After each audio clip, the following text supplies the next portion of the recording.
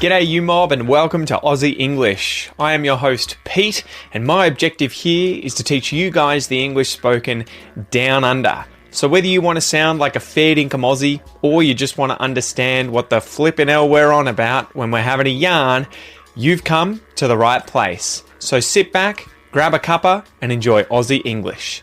Let's go.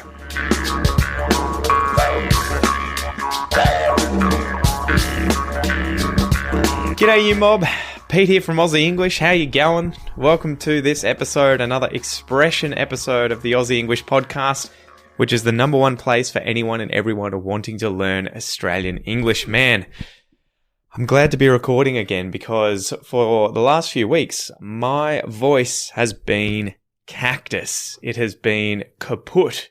It has been non-existent because Noah brought some ungodly disease back from daycare yet again, and it has been hanging around like a bad smell, right? It has been in the house for weeks now, and I've just had this cough. It's been horrible.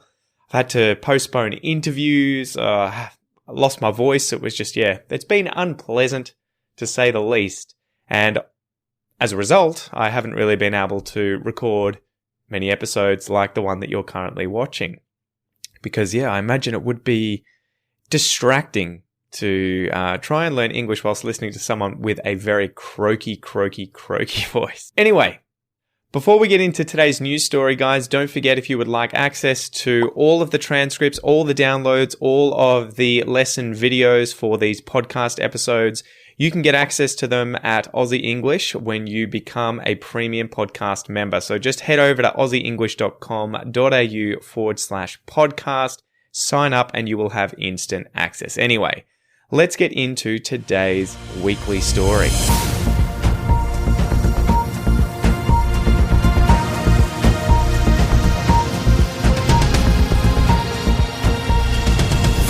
So a family is celebrating with their 3-year-old scaredy cat Maremma named Zena after the dog got scared during a hailstorm and ran off into the Australian bush in the Lockyer Valley west of Brisbane. For 6 long months, the dog disappeared and was on its own in the bush. Zena's owners didn't think that the dog would survive, let alone return home after such a long stint in the outback. However, after 6 long months, the dog showed up on her owner's doorsteps, and despite her ordeal, Zena was in great condition, albeit a little dog-tired. Although the normally white Maremma needed a bath or two to get the matted reddish-grey fur back to its original colour.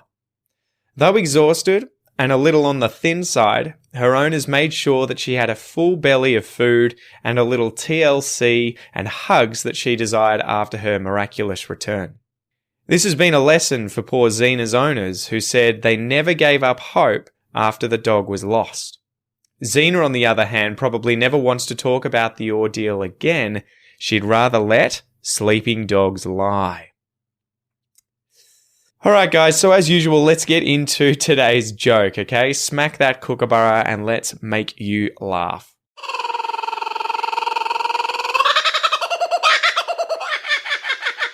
Alright, so today's joke is, what does the cat say after making a joke? Right? So you've got a cat, and the cat, for some reason, is able to speak English. It's telling someone a joke. After it's told the joke, what does the cat say? What does the cat say after it's told a joke? Just kitten. You get it? Just kitten. It's a play on the word kidding, to be joking, to be mucking around, right? So if I tell you a joke, I might say afterwards, I'm only joking, I'm only kidding. Just kidding. Look, just kidding. And the word kitten, right? A baby cat, a kitten, kidding and kitten. So what did the cat say after making a joke? Just kitten. Ugh, gosh. All right, so today's expression is scaredy cat. I wonder if you've heard this one before. Scaredy cat, to be a scaredy cat. Before we get into the expression, what it means, where it came from, and some examples though, let's break down the words in the expression scaredy cat. There are only 2 words here. Scaredy And this is kind of like baby talk that we would use informally to talk about someone who's afraid of something, someone who's frightened, who's scared, right? They are a little scaredy, right? They're a little scaredy. But it's only really used in the collocation scaredy cat. We don't really use it outside of that, and adults don't tend to use this unless they're kind of making fun of or belittling someone for being afraid, right? We'll get into that shortly. A cat, I'm sure you guys know what a cat is, our feline friends. It is a small domesticated carnivorous mammal with soft fur, a short snout, and retractable claws. It is widely kept as a pet or for catching mice, and many breeds have been developed. And did you know, I think the only cat that can't retract its claws, that is to pull those sharp nails back into its paws, are cheetahs. Go figure, right? The reason is they have to be able to run really, really quickly and grip onto the ground. And so I believe, as a result, their claws are always poking out. What's the opposite of retracted? It's not contracted. Yeah, they're always bare, right? So it's kind of like, it'd be like being Wolverine, except that your claws are always out. All right. So a scaredy cat, and you may hear this sometimes as a fraidy cat. This is someone, especially a child, who is easily frightened. So they can be a fraidy cat. They can be a scaredy cat. And it has a bit of an interesting origin, right? So the phrase scaredy cat likely originates from the way that cats are so easily frightened at times. And I'm sure that you guys, if you have access to YouTube, will have seen the numerous videos with cats shitting themselves, right? Usually someone puts a cucumber behind the cat, the cat suddenly turns around and thinks that it's a snake, it might jump in the air. Or if someone comes in and, drops something and scares the cat, it might jump up.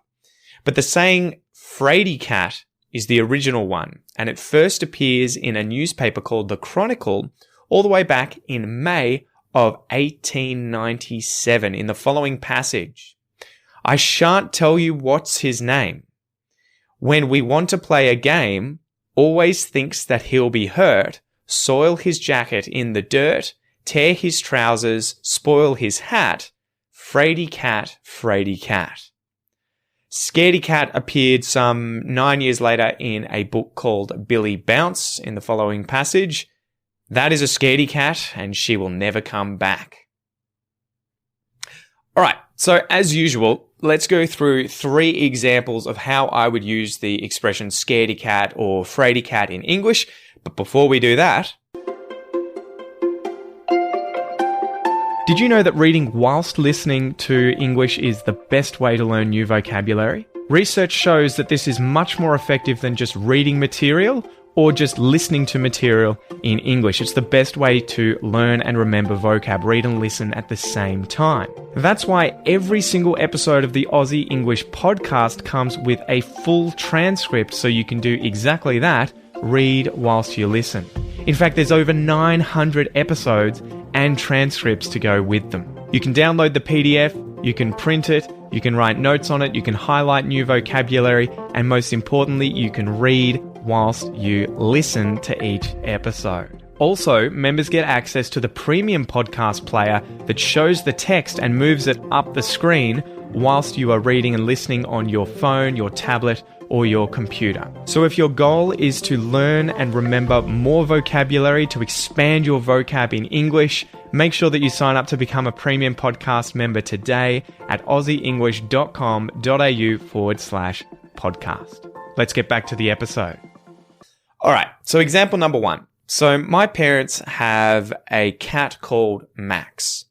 And the funny story is my mum found this cat at the university that she was working at. So there was a wild cat there that gave birth to a bunch of kittens. The kittens were sort of roaming around, walking around the gardens, and, it wasn't going to be much of a life for them. So mum and a bunch of other workers at the university decided to adopt them. So mum adopted this little cat. We called it Max, and he turned into this really big cat. He grew up. He was obviously from good stock. His parents were feral cats, and he grew up to be a really big cat. Anyway, he was brought into the house, and I already had a cat called Merlin, which was a Burmese cat. And Merlin was top dog, or top cat. He was the boss in this example. Anyway, Merlin ends up dying, 10 or so years later. And Max, the entire time that Merlin was alive, was always a scaredy cat. He was always a fraidy cat. He would disappear under the bed if someone showed up. New people would come over and they would just never know we had a cat called Max. They would think we only had Merlin because Max was such a fraidy cat. Anyway, after Merlin died, all of a sudden Max, found his balls, and although he had them removed, he was desexed and became the top dog or the top cat and was no longer scared. So it was a really interesting story. Example number 2. So my son Noah he's now a fan of slides, but a few weeks ago, he used to be terrified of slides. So we would go out to child's playgrounds. We were in a COVID lockdown. We would try and take him out though and play a little bit on these playgrounds to give him a bit of exercise. He'd always be climbing around and love it, but he was a bit of a scaredy cat when it came to the slides. I guess he felt a bit of, lack of control. He couldn't control the speed with which he would go down these slides. He was afraid. He was a bit of a fraidy cat. He was a bit of a scaredy cat. But now, all of a sudden, he actually really, really likes slides. So, yeah, good on you, Noah, for not being a fraidy cat or a scaredy cat anymore. Example number 3. So, I remember being a bit of a scaredy cat or a fraidy cat when I was a young kid, probably a few years older than Noah. In fact, quite a few years older than Noah, because it was when we had moved down to Ocean Grove. So I would have been about 9 or 10. We were living in Ocean Grove, right near the ocean. Go figure, Ocean Grove, right? The name of the suburb kind of tells you that. And my dad would take me to the beach and he would want to go bodyboarding. So he would, put his wetsuit on, his wetty, and take his bodyboard out. And he would encourage me to come out into the waves with him. But I used to sort of only like the depth of the water where I could still feel the ground. I was a bit of a scaredy cat when I couldn't touch the ground with my feet in the surf, right? In the water. I was a little afraid. I was a little bit of a fraidy cat. I was a little bit of a scaredy cat. So I didn't like going out the back where my dad would go and catch the big waves. So there you go, guys. Now I'm sure you understand how to use the expression scaredy cat or fraidy cat. It is just used to refer to someone, usually a child, who is easily frightened, who's a little bit afraid of things, who's scared of things. So as usual, let's go through a little pronunciation exercise where you guys can practice your pronunciation, listen and repeat after me. Okay? Let's go.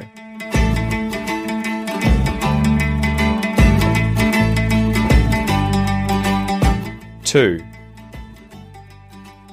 be. To be a scaredy. To be a scaredy cat. To be a scaredy cat. To be a scaredy cat. To be a scaredy cat. To be a scaredy cat. I'm a bit of a scaredy cat. You're a bit of a scaredy cat. He's a bit of a scaredy cat. She's a bit of a scaredy cat. We're scaredy cats. They're scaredy cats. It's a bit of a scaredy cat. Good job, guys. Now, the reason I've had to use we're scaredy cats, they're scaredy cats, is because it doesn't really make sense for those plural pronouns to be used with a bit of a, right? If you said, we're a bit of a scaredy cat, it just sounds weird because you've got we, which is plural, and scaredy cat, which is singular. Same for they're a bit of a scaredy cat. You would just say they're scaredy cats. We're scaredy cats. So guys, finishing up, I thought I would go through some cat facts about Australia. So in Australia, around 30% of households are home to a cat. They're the second most common pet after dogs. Despite only being found in around a third of houses though, the average house has 1.4 cats. So clearly there are a lot of crazy old cat ladies out there doing their bit to own a bunch of cats and skew the statistics. Cats first arrived in Australia around the year 1804, and by the time of 1820, there were feral cats roaming the bushland around Sydney. Unfortunately, Australian wildlife was caught blindsided by the arrival of cats, as they hadn't evolved in their presence and therefore became easy targets for hungry cats. As a result, cats proved to be a great deal more environmentally destructive in Australia than elsewhere in the world. In the early 1900s, the pervasiveness of the cat problem was starting to cause public concern. Both domestic and feral cats predate on native Australian animals and have played a huge role in the extinction of numerous Australian species. For example, cats are estimated to have significantly contributed to the extinction of at least 22 endemic Australian mammals since the arrivals of the first Europeans. This has included species like the rusty numbat, the desert bandicoot, the broad-faced potoroo, and the crescent nail-tail wallaby. Research over the last 10 years now estimates that a single feral cat kills 740 wild animals every year, about 2 a day. So if, like me, you're a cat lover who loves having their furry friends around them at home, but you also have a soft spot for native wildlife and the Australian environment, be sure to put a bell on your cat's neck and keep it indoors at all times if possible. That way, it's a win-win for both you, the cat, and Australia's fauna. Anyway, guys, I hope you enjoyed this episode. I hope that with regards to your English, you are no longer a little bit of a scaredy cat or a fraidy cat, and you can go out there and speak confidently after learning this expression. I'm Pete, this is Aussie English. Thanks for joining me, and I'll see you next time. Peace!